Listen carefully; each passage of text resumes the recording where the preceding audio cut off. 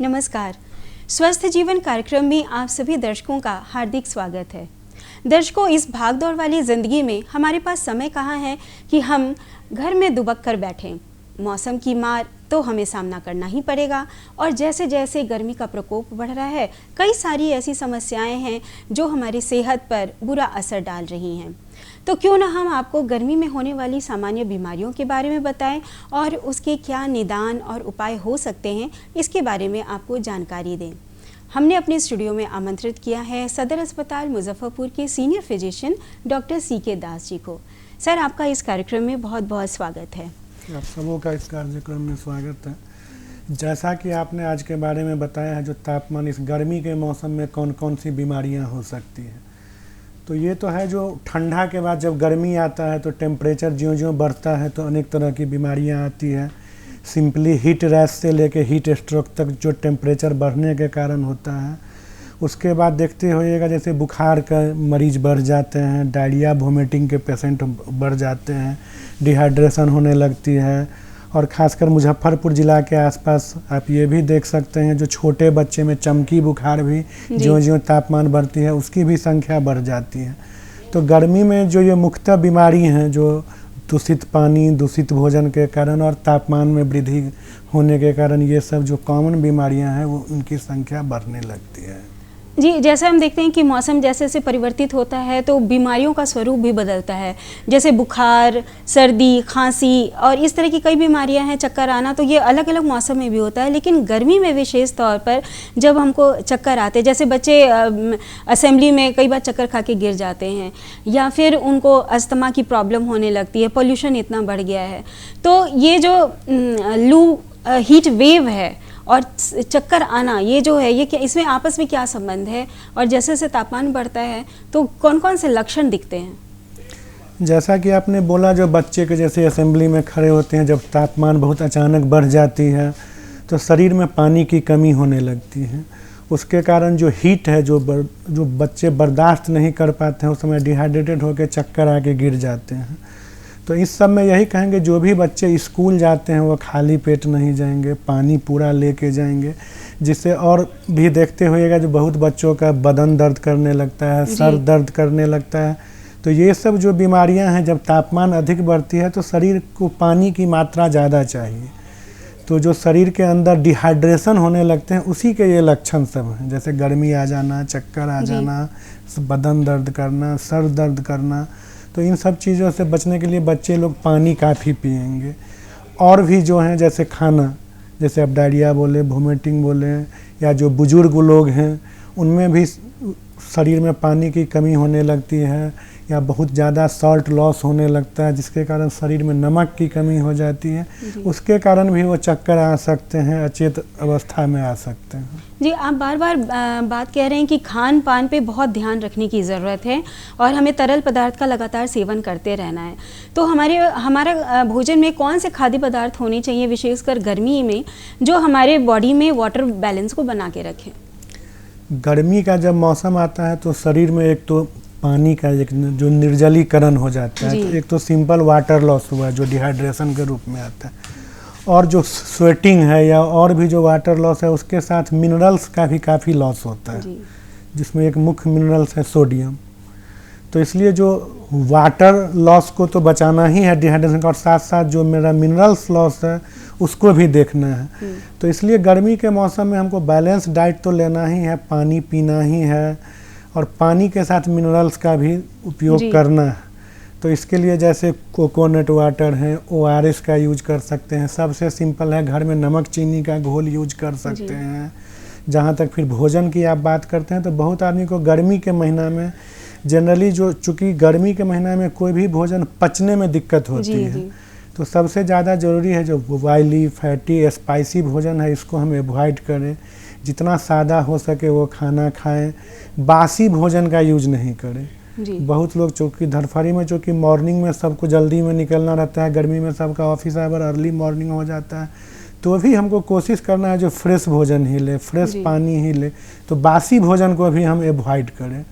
तो गर्मी के कारण 2-3 चीज़ जो है, एक पानी के कमी से बचे और जो मेरा मिनरल लॉस है, सॉल्ट लॉस है, उसका भी हम रिकवरी करें। उसके लिए हम कोकोनट वाटर का यूज कर सकते हैं, नमक चीनी पानी का घोल पी सकते हैं, ORS का यूज कर सकते हैं। जी, एक सामान्य सी बीमारी ये होती है कि दाद खाज खुजली, क्योंकि ह्यूमिडिटी बहुत बढ़ जाती है तो स्वेटिंग इतनी होती है और दाद खाज खुजली एक सामान्य सी बीमारी है। बच्चों में रैशेज़ हो जाते हैं, घमौरियाँ हो जाती हैं, तो इससे कैसे बचा जाए? किस तरह के वस्त्र पहने जाएं और किस तरह का भोजन या दवा ली जाए?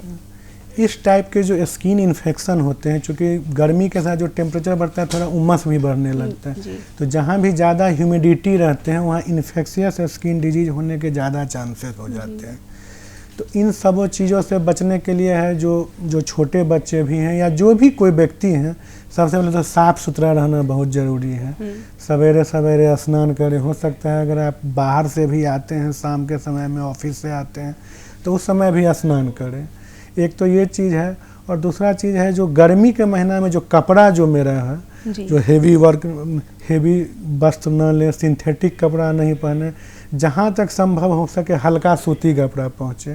टॉल्क पाउडर का यूज कर सकते हैं और अपने स्किन का जो भी है उसको ड्राई रखें जहाँ तक संभव हो सकता है। तो इन सब चीज़ों को अपनाकर हम जो भी ये इन्फेक्शियस डिजीज़ हैं, जो स्किन के इन्फेक्शन होते हैं, उनसे हम बच सकते हैं। जी, आपने एक विशेष बीमारी के बारे में बताया, इंसेफेलाइटिस, जो बच्चों में होता है और ये बहुत ही इस क्षेत्र में खासकर बहुत ही इसका प्रभाव ज़्यादा है।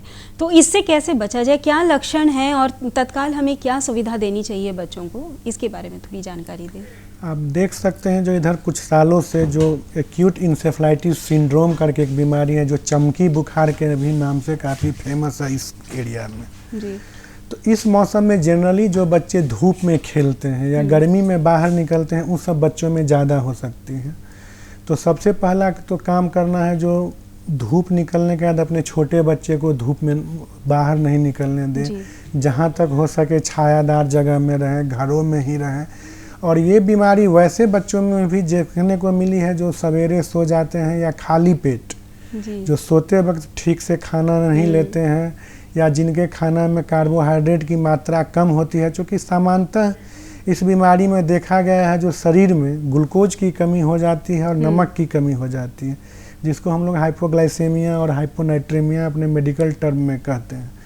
तो इस चीज़ से बचने के लिए 2-3 चीज़ का उपयोग करना बहुत ज़रूरी है।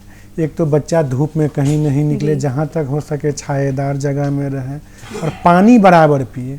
शरीर में पानी की कमी नहीं होना चाहिए, डिहाइड्रेशन से बचे, और खाली पेट नहीं रहे। नियमित अंतराल पे थोड़ा थोड़ा भोजन जरूर करें, और अगर हो सकता है तो रात में सोते वक्त मीठा चीज़ जरूर लें। गुड़ ले सकते हैं, हलवा खा सकते हैं, खीर है, सेवई है, जो भी है। अगर रात में मीठा चीज़ लेंगे तो उनके शरीर में शुगर की कमी नहीं होगी। शुगर के कमी के होने के कारण ही बुखार के साथ चमकी आने लगता है। जी।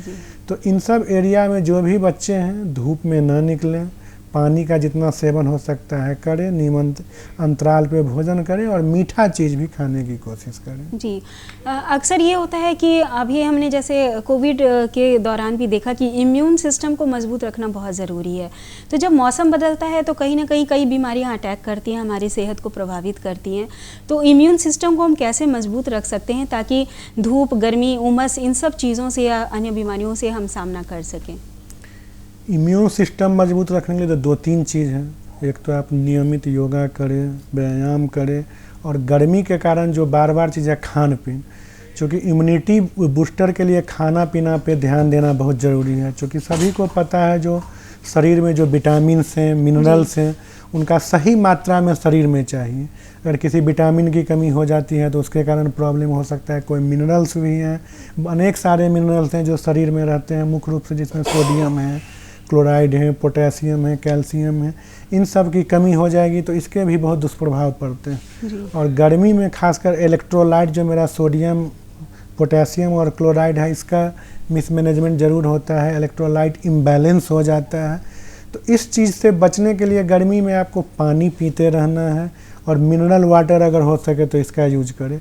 और वैसा खान पीन खाएं जैसे हरे साग सब्जी, ताज़ेदार साग सब्जी, जो मौसमी फल हैं, जैसे अंगूर है, खीरा है, तरबूज है, खरबूज है, जो भी है जो गर्मी में एक्चुअली ये सब जो सारे फल हैं वो वाटर लेवल तो मेंटेन करते ही हैं और साथ में जो मिनरल्स की जो आवश्यकता है उसको भी मेंटेन करते हैं। उसका जैसे नारियल पानी जी, तो इस सब का भी सेवन करके हम अपने सोडियम पोटेशियम को इम्बैलेंस को रोक सकते हैं। खासकर जो मेरे बुजुर्ग, अगर बुजुर्ग में के शरीर में अगर सोडियम की कमी हो जाती है तो उसके बहुत दुष्परिणाम हो सकते हैं, जैसे वो अचेत अवस्था में जा सकते हैं, बेहोश हो सकते हैं, उनको भी चमकी आ सकती है। अच्छा जी। तो इसलिए हम जो भी खाना ले बैलेंस डाइट ले, सबसे पहले तो ऑयली स्पाइसी भोजन को अवॉइड करें, हरा साग सब्जी जितना संभव हो सके खा सके, हेवी भोजन को भी अवॉइड करें, बहुत ज़्यादा कार्बोहाइड्रेट और फैटी भोजन नहीं लें और जो हरे पत्तेदार साग सब्जियां हैं वो ले और पानी ज़रूर पिए। पानी बहुत इम्पॉर्टेंट चीज़ है और ख़ासकर मैं तो अपील करूंगा जो भी मेरे वयस्क हैं या जो भी कम से कम 4 से 5 लीटर पानी ज़रूर पिए, क्योंकि गर्मी के मौसम में स्वेटिंग भी बहुत ज़्यादा होती है, उसके कारण भी वाटर और मिनरल का लॉस होता है। तो जो भी है अगर इन सब छोटी छोटी चीज़ों को हम लोग करें और जब भी बाहर निकलें तो साथ में हो सके तो अपना फ्रेश भोजन रखें, फ्रेश वाटर रखें, क्योंकि इस गर्मी के मौसम में एक तो अभी तक जो भी हम बातें कर रहे हैं वो टेम्परेचर बढ़ने के कारण बातें कर रहे हैं, लेकिन गर्मी के मौसम में दूषित भोजन, दूषित पानी पीने के कारण भी कई बार ऐसा होता है कि बच्चों को भूख लगी या हम बड़े भी जब काम में मतलब थक जाते हैं और भूख लगती है तो या तो हम कोल्ड ड्रिंक पीना चाहते हैं या रास्ते में जो ठेले पर सब जो भी सामान मिलता है वो मतलब रेडीमेड भोजन या जंक फूड हम खाना पसंद करते हैं। तो कहीं ना कहीं इसका दुष्प्रभाव हमारे शरीर पर पड़ता है, विशेष तौर पर गर्मियों में।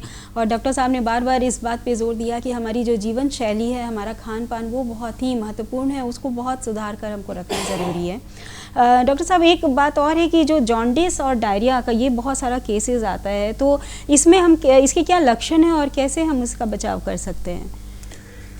जो कि ये जॉन्डिस और डायरिया जो है ये मुख्य रूप से दूषित भोजन और दूषित पानी के इस्तेमाल से ही होता है जी। और जैसा कि आपने बताया जब लोग गर्मी में कोल्ड ड्रिंक पी लेते हैं या स्ट्रीट फूड का यूज करते हैं, जंक फूड का यूज करते हैं, तो हम तो ये कहेंगे जो गर्मी से बचने के लिए जैसे कोल्ड ड्रिंक का भी यूज करते हैं तो ये गलत जी। उसमें चूँकि बैलेंस्ड कुछ नहीं है, ना वाटर मिल रहा है, ना मिनरल्स मिल रहा है, केवल शुगर मिल रहा है।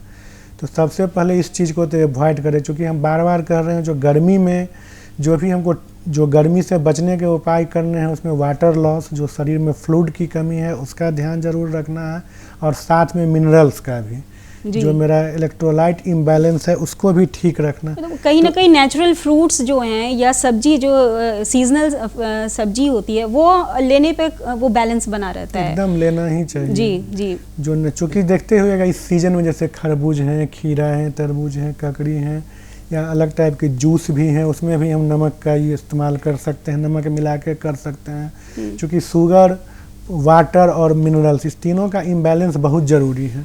और जहाँ तक जॉन्डिस का भी है तो जॉन्डिस की भी संख्या इस मौसम में काफ़ी बढ़ जाते हैं और जॉन्डिस के जो मुख्य रूप से जो लक्षण हैं जैसे भूख की कमी होने लगती है, पेट दर्द होने लगता है, मिचली आने लगती है, साथ में पेशाब का पीलापन आने लगता है, शरीर में पीलापन आने लगता है, तो इस सब चीज़ का भी जो ही लक्षण हो तो तुरंत अलर्ट हो जाए और जहाँ तक हो सके इस संबंध में भी अपने चिकित्सक से सलाह ले, जो भी टेस्ट हैं वो करा सकते हैं।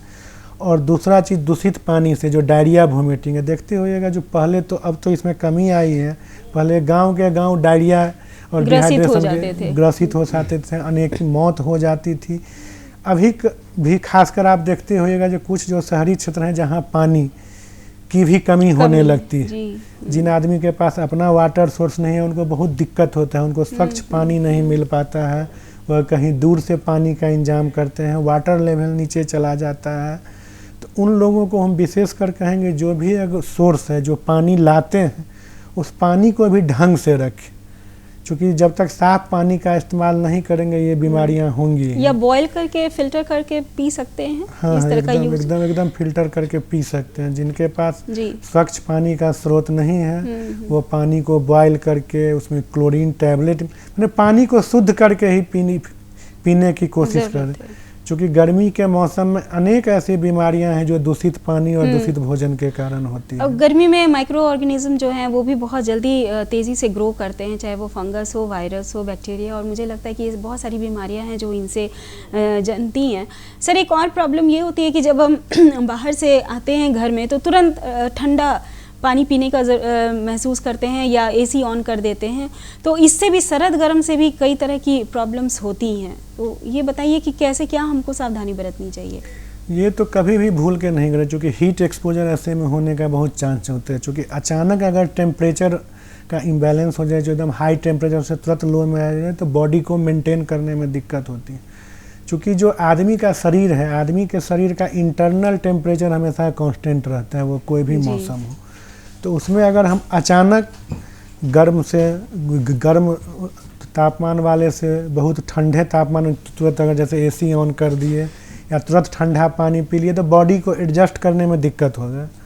तो इसका सबसे अच्छा उपाय है जो हम धीरे धीरे अपने जैसे घर में इन करें, तो आराम थोड़ा देर करें, पंखा चलाएं, उसके बाद ही एसी ऑन करें। क्योंकि जो भी मौसम का परिवर्तन है, जैसे फीवर तुरंत होने की संभावना हो जाती है, सर दर्द हो जाता है, बॉडी एक होने लगता है, शरीर में ऐंठन आने लगती है। तो जब भी ऐसा कभी हम नहीं करें जो गर्मी से आए तो तुरंत हम ठंडा पानी पी ले या तुरंत एसी ऑन कर ले। शरीर को थोड़ा देर रिलैक्स होने दे, एडजस्ट होने दे, और उसके बाद कोशिश करें जो हम नॉर्मल टेम्परेचर का भी पानी पिए। क्योंकि चिल्ड वाटर भी कभी नहीं यूज करना चाहिए। जो एक नॉर्मल टेम्परेचर है 25 से 30 डिग्री, उसी टेम्परेचर में रहना सबसे अच्छा रहता है। शरीर के लिए सबसे कंफर्टेबल टेम्परेचर भी वही है। क्योंकि शरीर के अंदर भी एक मेटाबॉलिज्म होती है, इसके लिए भी एक कांस्टेंट टेम्परेचर का होना ज़रूरी है। क्योंकि शरीर के अंदर जितने भी सिस्टम हैं उनका एक अपना मैकेनिज्म है, वो भी टेम्परेचर रेगुलेटेड होते हैं जी। तो इसलिए जहाँ तक संभव हो सके जो टेम्परेचर का जो अंतर है वो अंतर बहुत ज़्यादा नहीं होना चाहिए। और एक जो मिनिमम टेम्परेचर है जो 25 से 30 का जो आइडियल टेम्परेचर है, उसी को हम एसी भी चलाएं। क्योंकि बहुत आदमी जब एसी भी चलाते हैं तो बहुत चिल्ड कर लेते हैं, तो ये भी नहीं करना है। एसी का भी टेम्परेचर कोशिश करिए जो 25 डिग्री के आसपास रहे। बहुत आदमी 16 डिग्री 18 डिग्री कर लेते हैं, ऐसा नहीं करना मतलब कहीं ना कहीं पहले अपने बॉडी को आप टेम्परेचर मेंटेन कीजिए, फिर आप जो चाहते हैं कीजिए। और उसमें भी एसी को कभी भी ऐसा नहीं करें जो बहुत चिल्ड करके बहुत रखे। ज़्यादा चिल्ड। अराउंड 25 डिग्री हमेशा एसी का टेम्परेचर मेंटेन करें जी, जो कि मनुष्य के शरीर के लिए सबसे उत्तम टेम्परेचर माना गया है। गर्मी में एक और समस्या होती है कि धूल बहुत उड़ते हैं, और पोल्यूशन तो खैर बहुत ज़्यादा होता है। डस्ट और पोल्यूशन से भी तरह तरह की बीमारियां होती हैं गर्मी की वजह से, और अस्थमा और बच्चों में श्वास की बहुत सारी प्रॉब्लम होती है। तो जब गर्मी में बाहर निकलते हैं बच्चे तो डस्ट और पोल्यूशन का सामना करना पड़ता है, तो किन सावधानियों को उनको बरतनी चाहिए? ये एक बहुत बड़ा ज्वलन चीज़ है, खासकर जो मेट्रोड है या जो शहरीकरण हमारे यहाँ बढ़ रहा है। देख रहे हैं बहुत इंडस्ट्रियल है या कहीं भी कंस्ट्रक्शन वर्क हो रहा है, तो पॉल्यूटेंट की मात्रा, विभिन्न प्रकार के पॉल्यूटेंट, केमिकल पॉल्यूटेंट तो हैं ही, साथ में जो डस्ट है, पॉलेंस है, इसके कारण जो भी एलर्जी, एक सांस लेने में तो दिक्कत होती ही है। खासकर जो एलर्जी है, जो पहले से एलर्जिक हैं या जो आजमा के बीमारी से ग्रसित हैं, उनमें तो होगी ही, लेकिन नॉर्मल आदमी में भी होने की संभावना बढ़ जाती है। इवन कि स्किन डिजीज भी इस पॉल्यूटेंट्स के कारण भी बहुत ज़्यादा बढ़ जाता है। देखिएगा लोगों में बहुत खुजली होने लगती है। तो ठीक है, एक तो हम अच्छा चीज़ कहेंगे, जो भी इस टाइप के बीमारी से ग्रसित लोग हैं वो प्रिकॉशन ज़रूर रखें, और बाहर जब भी निकलते हैं तो हम तो कहेंगे मास्क उन लोगों को भी लगाना चाहिए। कोरोना ने तो बहुत आदमी को मास्क लगाना सिखा दिया है, लेकिन जो पॉल्यूशन से ग्रसित हैं, जो धूल कण से बचना चाहते हैं, जो ज़्यादा एलर्जिक हैं, जो ऐसे, एक तो पहला चीज़ है इसको एवॉइड करें। और अगर एवॉइड नहीं कर सकते हैं तो कम से कम मास्क जरूर लगाएं। जो धूल है इनसे बचेंगे, जो पॉलेंस हैं। अभी देखते होइएगा गांव घर में गेहूं के कटनी का भी समय है, उसके कारण भी बहुत टाइप के एलर्जेंस निकलते हैं।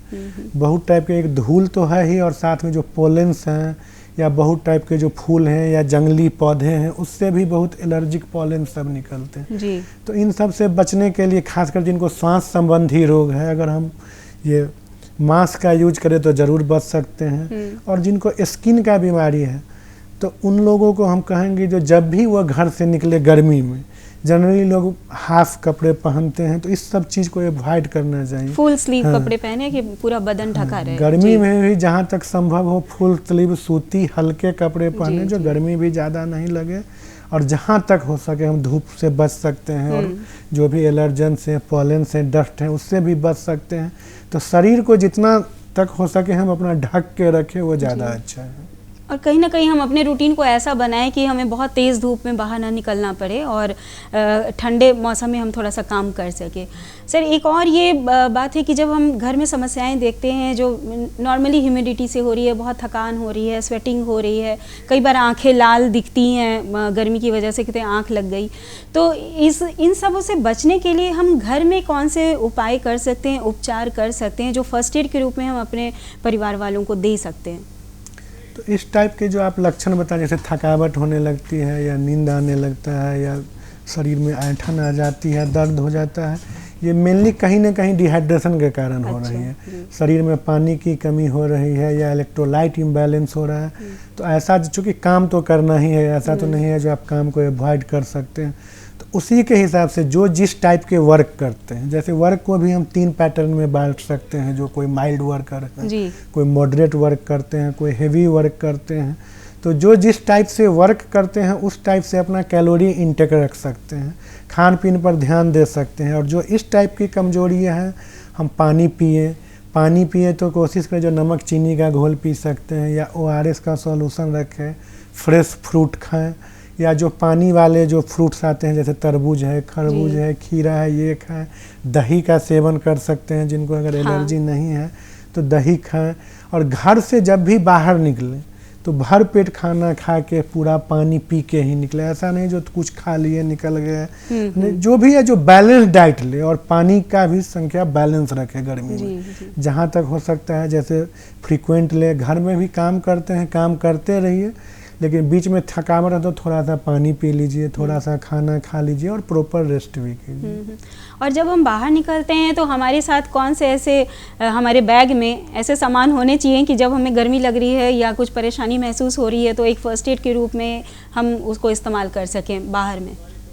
गर्मी में तो अगर संभव है तो एक छोटा सा आप किट भी बना सकते हैं, जिसमें आप फ्रूट वगैरह रख सकते हैं, ग्रीन सलाद्स रख सकते हैं, एक छोटा सा आप टिप। अगर आप वर्किंग हैं, कोई भी जो वर्किंग मेल या फीमेल जो भी है, तो एक छोटा सा टिफ़िन रख ले जिसमें फ्रेश फ्रूट्स, वेजिटेबल ये रख ले, साथ में साफ पानी रख ले, और हो सकता है तो ORS का घोल ज़रूर रखें। क्योंकि जितना भी हीट क्रैम्प होता है या हीट रैश है या हीट स्ट्रोक, उससे पहले हीट क्रैम्पिंग करके जो ऐंठन आता है, अगर उस समय में हम तुरंत ORS का अगर सेवन कर लें, पानी पिए, तो हो सकता है जो हीट स्ट्रोक की नौबत नहीं है। क्योंकि बहुत आप सुनते होंगे जो लू लग के एक आदमी गिर गया, बहुत आदमी की मौत भी हो जाती है। तो उस टाइप की जो मौतें होती है या जो बेहोशी हो जाते हैं या अर्ध बेहोश हो जाते हैं, उसमें सबसे बड़ा चीज़ है जो शरीर से फ्लूइड की कमी हो जाती है और इलेक्ट्रोलाइट इम्बैलेंस हो जाता है। तो इस चीज़ से बचने के लिए हम जैसे पानी तो रखें ही, और साथ में अगर ORS का घोल रखें तो वो बहुत फायदेमंद साबित हो सकता है। तो कहीं ना कहीं दर्शकों, आपने देखा कि आज डॉक्टर साहब ने बहुत ही महत्वपूर्ण जानकारी दी कि हमें कुछ सावधानियों का बस ख्याल रखना होगा और हम इस गर्मी के प्रकोप से बच सकते हैं। पूरे वस्त्र पहने, सूती वस्त्र पहने और खान पान पर विशेष ध्यान दें कि हम ऑयली और जंक फूड ना खाएं, और बिल्कुल जो सीजनल फ्रूट्स हैं और वेजिटेबल्स हैं उनका सेवन करें, और अपने साथ ORS का घोल ज़रूर रखें या उसका इलेक्ट्रोलाइट की मात्रा हमारे बॉडी से कम ना हो, वाटर लॉस ना हो, डिहाइड्रेशन ना हो, इसका ज़रूर ख्याल रखें। तो सर, आपने इतनी महत्वपूर्ण जानकारी हमारे दर्शकों को दी, चाहे वो बच्चे हैं, बड़े हैं, बूढ़े हैं, सभी इस जानकारी से लाभान्वित होंगे। आप स्टूडियो में और इतनी अच्छी जानकारी दी, आपका बहुत बहुत धन्यवाद। और दर्शकों, हम फिर आपसे मिलेंगे कुछ नई जानकारियों के साथ। तब तक मुझे आज्ञा दीजिए। नमस्कार।